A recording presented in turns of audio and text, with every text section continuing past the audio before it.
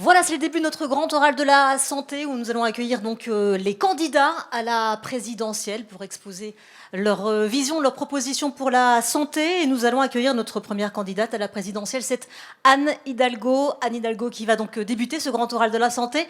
Merci d'être avec nous, bonjour. Merci infiniment. Je rappelle le principe, donc pour chaque candidat, une présentation de vos propositions en matière de santé sur 8-10 minutes. 2 questions posées ensuite par vidéo par des professionnels de santé et puis des suggestions, des remarques, des questions de la salle. Ensuite, le tout sur une demi-heure. C'est à vous, Anne Hidalgo. Merci beaucoup. Merci à vous. Merci, Monsieur le Président de la Fédération, d'organiser ce débat, en tout cas, ces présentations très importantes, très essentielles, sur un sujet essentiel et qui, malgré tout, n'occupe pas l'espace qu'il devrait occuper. Nous sortons d'une crise, nous sommes encore dans une crise, dans une pandémie depuis 2 ans qui a mis complètement par terre notre économie, qui a révélé nos fragilités. Cette pandémie nous a montré les fragilités de l'hôpital, du système de santé, et nous sommes observant ces fragilités dans une situation où le débat n'est pas au niveau politique, au niveau philosophique. Qu'est-ce que nous voulons comme système de santé dans notre pays? Et en ayant appris notamment de ces 2 années terribles qui ont fait plus de 140 000 morts de ce Covid dans notre pays, et sur le plan plus technique, comment faire? Parce qu'on peut annoncer des choses, mais on le sait, c'est dans le comment que l'on réalise ou pas les objectifs qu'on fixe. Premièrement, quand je discute avec les Françaises et les Français dans cette campagne, ils me disent souvent « on pensait avoir le meilleur système de santé publique au monde, et puis on a découvert que ce n'était pas ça ». On a découvert ça un peu avant la pandémie, quand effectivement des collectifs se sont mobilisés pour sauver l'hôpital, pour parler des conditions de travail absolument inacceptables, inhumaines, dans beaucoup d'hôpitaux publics, dans les EHPAD aussi, parce que en fait, les collectifs sur les hôpitaux avaient été aussi précédés par des mouvements dans les EHPAD, de soignants nous disant on n'en peut plus, on est au bout du rouleau, écoutez-nous, et on n'arrive pas à soigner les gens, alors qu'on a fait vocation dans notre métier de soigner et d'être là aux côtés des personnes. On a entendu, j'ai rencontré les sages-femmes qui me disaient, nous on est là pour accompagner la vie. Quand on se retrouve dans une situation où une maman vient de donner naissance à un enfant et qu'on lui dit, attendez là parce qu'il faut que j'aille ailleurs et peut-être dans 1 heure je peux revenir, on a l'impression d'être nous-mêmes maltraités, mais surtout de maltraiter aussi les personnes qui sont là, dans l'attente et dans ce besoin. Donc, qu'est-ce qui s'est passé? Beaucoup de choses qui, d'ailleurs, ont fait de notre système de financement de l'hôpital public et de la santé publique quelque chose qui, finalement, devait être comparé à l'hôpital. La logique de l'hôpital entreprise qui reprenait exclusivement les critères de l'entreprise privée pour mesurer la performance de l'hôpital. Tout cela, ça nous a fait beaucoup de mal. Évidemment, je veux en sortir. On ne peut plus considérer qu'un système de santé publique, et avec tout ce qu'il y a autour, quand je dis santé publique, je ne parle pas que des établissements publics. Je pense bien sûr à la médecine libérale, je pense évidemment aux cliniques, je pense aussi à tous les établissements privés qui existent, mais nous ne pouvons plus considérer que la santé soit quelque chose à mettre au même rang que, par exemple, l'entreprise, avec des critères de performance qui ne seraient pas ce que devraient être les critères de performance de l'hôpital. Est-ce qu'on vous soigne? Est-ce qu'on ne vous soigne pas? Est-ce qu'on prolonge votre espérance de vie et votre espérance de vie en bonne santé ou pas? C'est ça les critères sur lesquels on devrait évaluer nos besoins de santé. Donc moi, je propose, premièrement, sur ce sujet-là, de casser, de rompre complètement avec ce système et de partir des besoins de santé de la population pour évaluer les besoins de financement du système de santé. Je vous le dis, ce que j'observe, ce que je vois et que vous voyez aussi, il faut mettre des noms sur les choses. Ce qui est en train de se passer, c'est la casse de ce pan entier de notre protection sociale, de notre cohésion sociale, qui s'appelle le système de santé.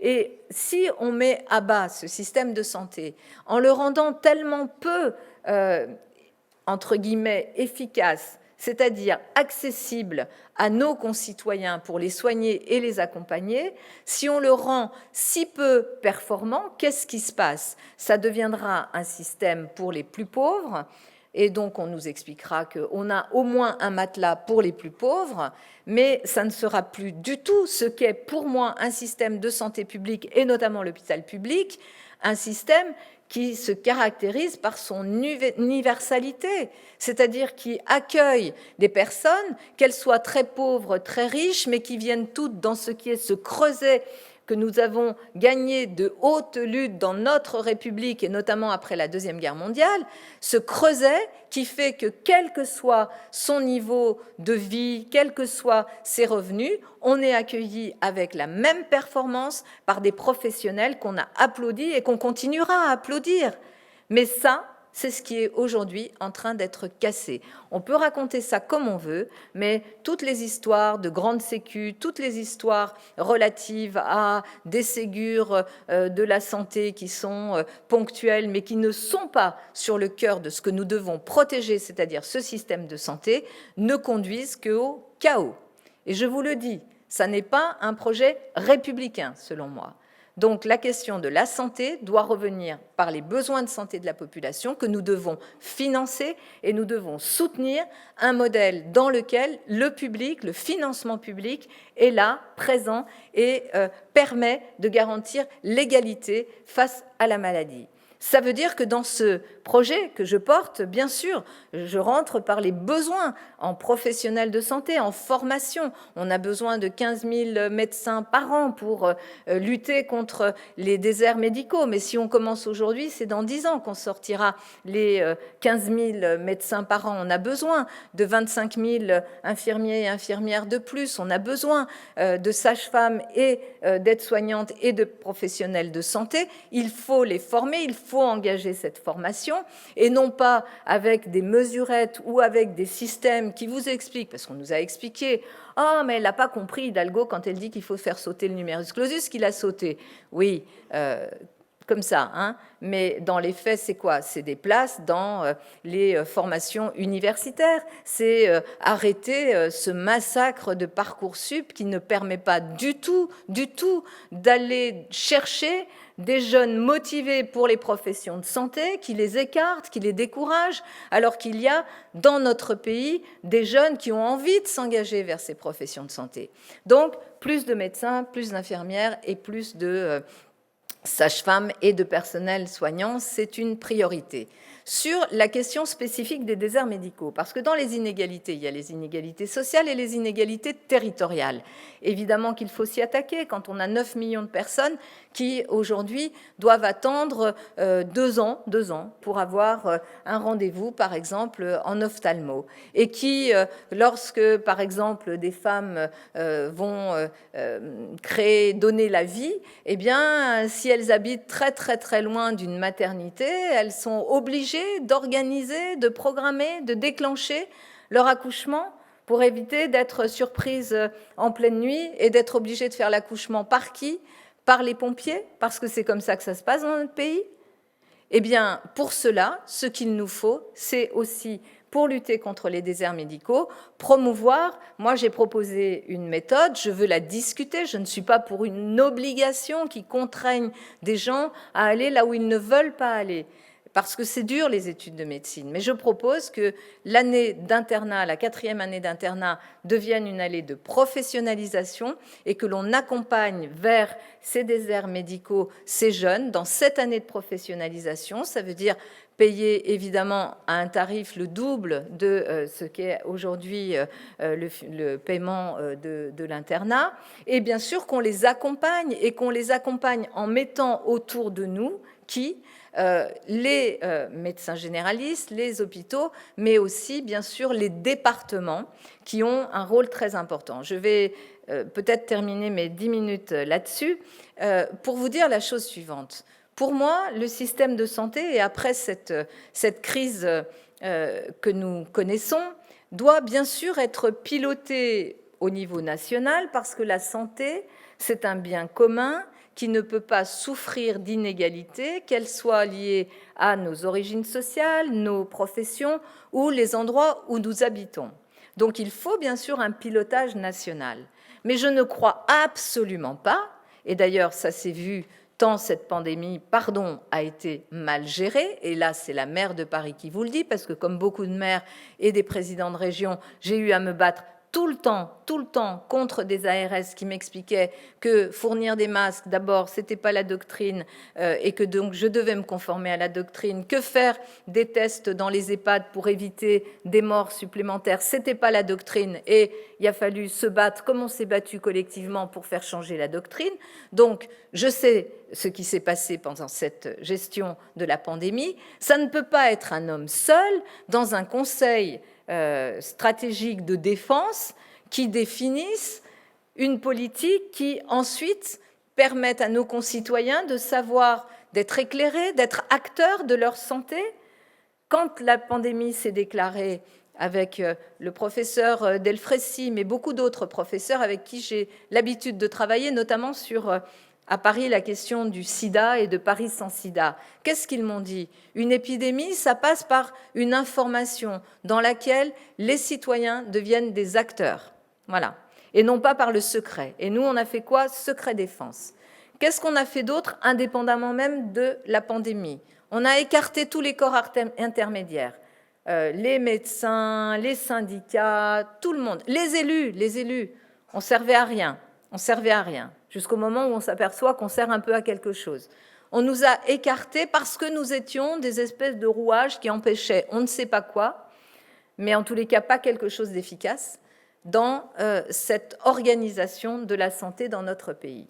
Donc moi, ce que je prône, c'est bien sûr une définition des objectifs. Ce n'est pas aux collectivités locales de définir quelle est la population qu'on va vacciner ou pas vacciner. Bien sûr que c'est à cet endroit-là que se définissent un certain nombre de normes. Mais ensuite, il faut s'appuyer sur les forces vives du pays, il faut s'appuyer sur les citoyens du pays, et notamment en matière de santé et de santé publique, si on veut résoudre les défis d'aujourd'hui et les défis de demain. Donc ça veut dire prendre appui sur les départements, sur les acteurs de santé, sur ce lien qu'on a su faire aussi pendant cette crise, cette pandémie, entre le public et la médecine de ville ou le secteur privé, arriver à créer ces liens pour pouvoir être plus fort, pour créer nos propres anticorps. Un pays crée ses anticorps lorsque la population est éclairée, lorsqu'on parle à son intelligence, lorsqu'on ne l'infantilise pas.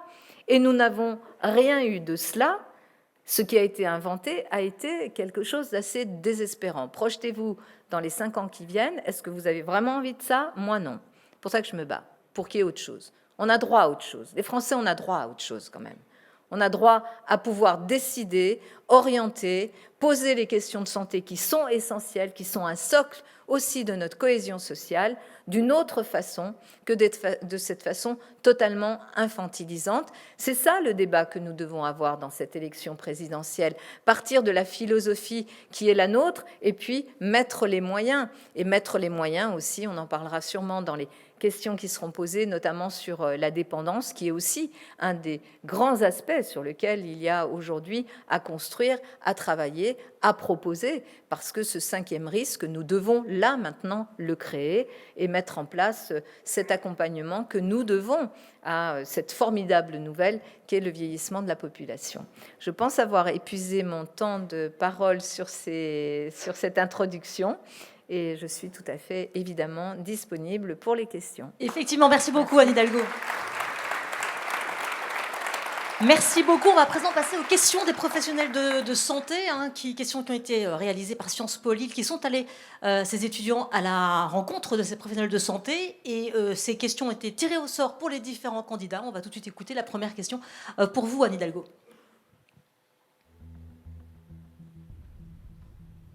Isabelle Noé-Martineau, médecin généraliste à Murérigné, où j'exerce depuis 13 ans. J'aime mon métier, mais ressens un épuisement professionnel croissant à assumer mes responsabilités de médecin et la gestion du cabinet. L'investissement durant la pandémie, à organiser et coordonner les consultations des centres Covid, puis un centre de vaccination, tout en assurant la permanence des soins, a aggravé encore plus mes conditions de travail.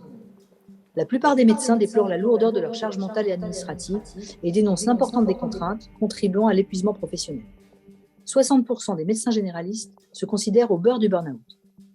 Faute de remplaçants et avec des départs à la retraite anticipés, la profession s'inquiète de sa capacité à assurer la continuité des soins. 10% des patients étant sans médecin traitant. Quel que soit leur mode d'exercice, les médecins s'interrogent sur leur rapport au travail, les poussant à en faire toujours plus. Les jeunes générations aspirent à une meilleure qualité de vie et à des postes mieux rémunérés au taux horaire. Il y a urgence à revaloriser la médecine ambulatoire, pilier des soins de premier recours. Quelles mesures comptez-vous prendre pour soutenir les médecins libéraux en exercice et encourager les jeunes à s'installer ? Merci, c'est un résumé que je partage complètement sur la situation aujourd'hui de l'exercice de la profession de médecin.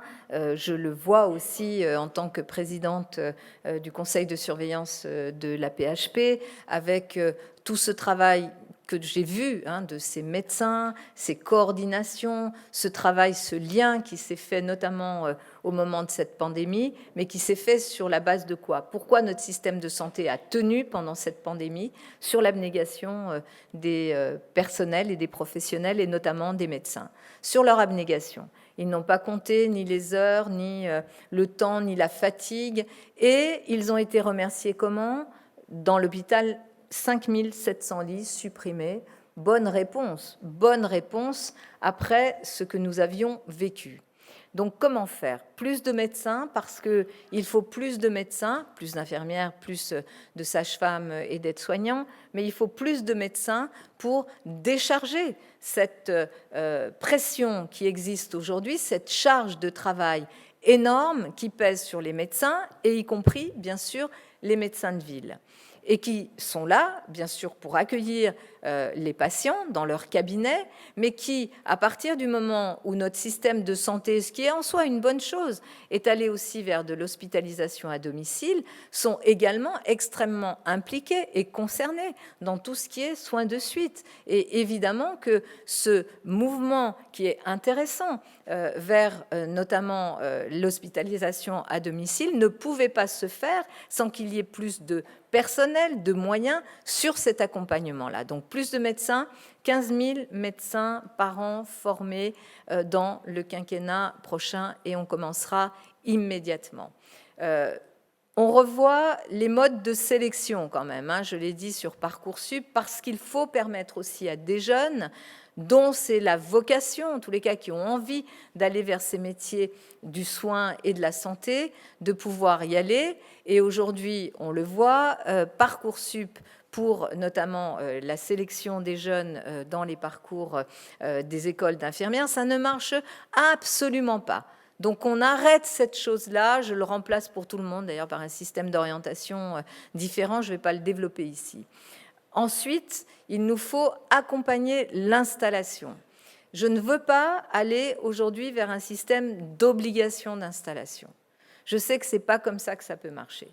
Je veux une discussion. Au lendemain de l'élection, une discussion avec les organisations, les professionnels de santé. Je ne veux pas d'obligation, mais je veux quand même des objectifs. Et je mets des moyens. Les moyens, je l'ai dit tout à l'heure, c'est cette 4e année d'internat qui devient une année de professionnalisation où là, les jeunes vont faire leur année de professionnalisation dans les déserts médicaux, où la situation expliquée est exactement celle-là, cette charge mentale, cette difficulté à pouvoir faire son travail.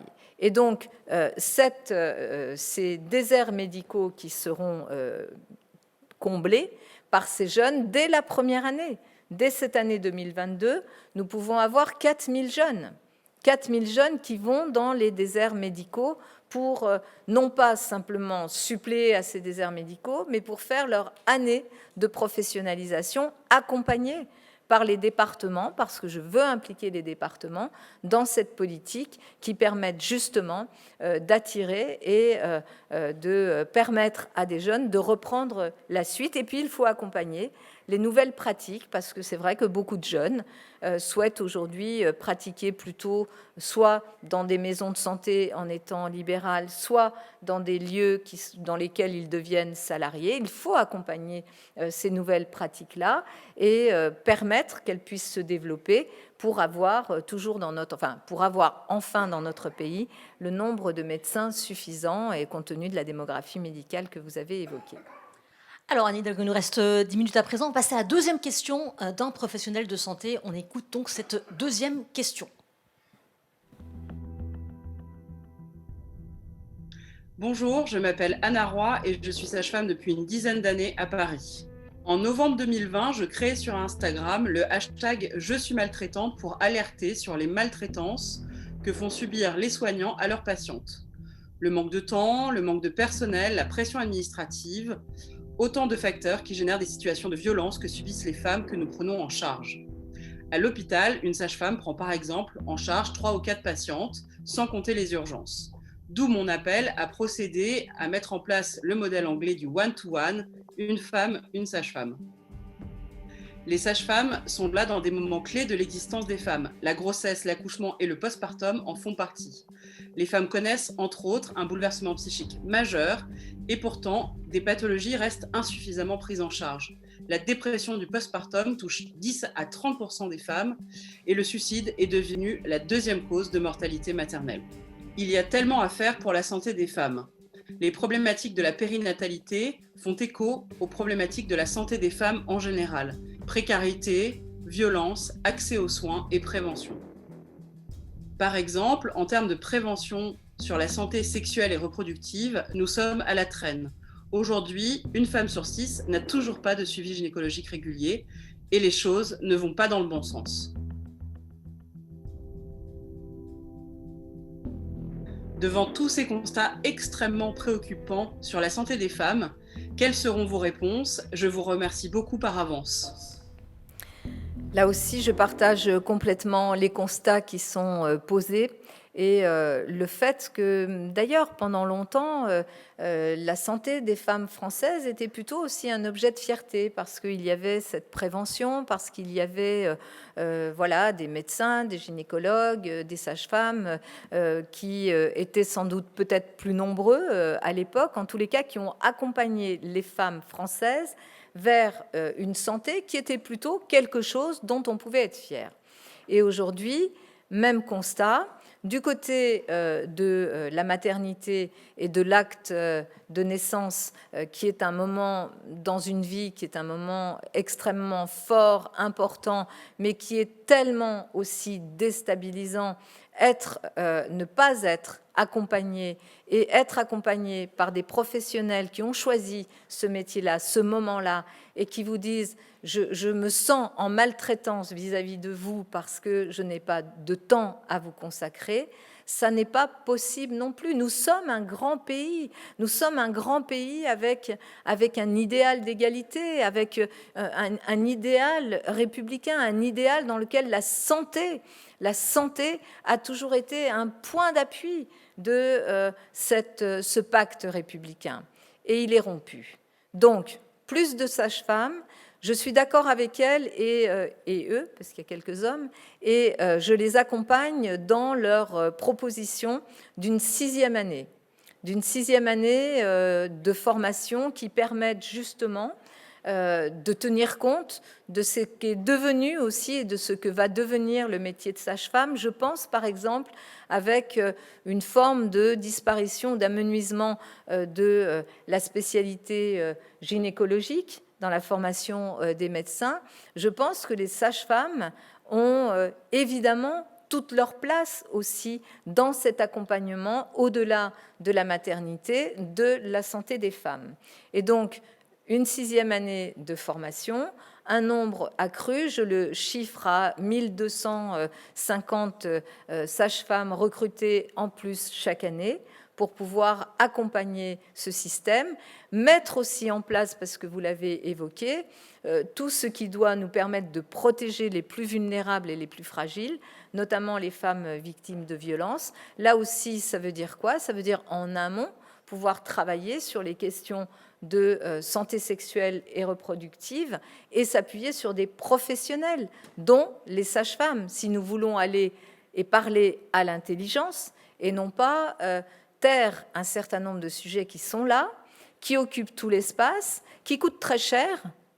Quand on me dit « mais tout ça, ça coûte cher », oui, c'est vrai. Continuons à faire de la non-prévention, continuons à faire comme si finalement les questions de violence dans la société, de mal-vivre, de mal-être, de suicide n'étaient pas un sujet.